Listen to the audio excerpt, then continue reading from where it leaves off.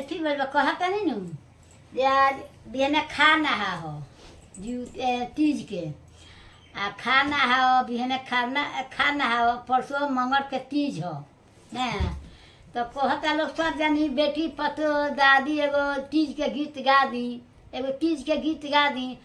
तो हमरा तो हमेशा याद पड़े ना तो याद पड़ल एगो गा देता नहीं लाइट करिया लोगन सफलाइट करिया लोगन मैसेज भेजिया लोगन ना अब दोसर का कहीं अतने ढेर बा जब बुझाए तब कर लोगन मैं लाइट करिया लोगन जे हाँ दादी अच्छा गावत तरीके ना सुती शिवजी टूटही मरैया तो गौरा दे जगावेली हो सुती शिवजी टूटही मरैया तो गौरा दे जगावेली हो आई गईले भादो के महीनामा तो तीज लेगी पर बियानु आई गईले भादो के महीनामा तो तीज लागी पारा बाबानु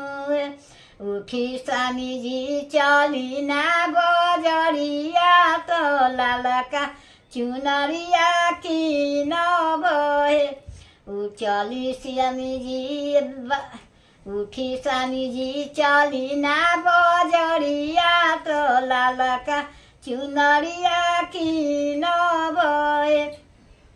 किनब में लालका हरियर का चुनरिया तो चमकत लहठियानु किनब में लालका पियर का चुनरिया तो चमकत लहठियानु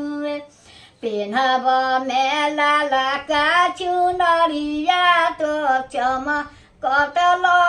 लहठियानु पेन्हब में लालका चुनरिया तो चमकत लहठियानु करब में सोरह सिंगार करब में सोरह सिंगार तो हाथ में डलिया लेबै करब में शिव के पूजनावा तो सोरह हो सिंगार मंगबै करब में शिव के पूजनावा तो सोरह हो सिंगार मंगबै अपना के मंगब सोरह सिंगारवा तो पिया लागी उमरबानु पिया लागी उमरबानु आई गईले साल भप पर बिया तो मन बारा भावेला हे आई गईले साल भप पर बिया तो बारा मन भावेला हे उठी सुती शिवाजी टूटही मरैया तो गौरा दे जगावेली गौरा दे जगावेली आई गईले भादो के महीनामा तो तीज के लागी पर बियानु उठी तनी बूढ़ पुराने बानी बिना दांत के एने में एगो अक्षर हो जाता ठीक बा तब बढ़िया हतुलन तो समझ लिया मिला लिया लोगन आ लाइट करिया लोगन सफराइट करिया ऊपर से मैसेज भेजिया जे हाँ दादी ठीक बा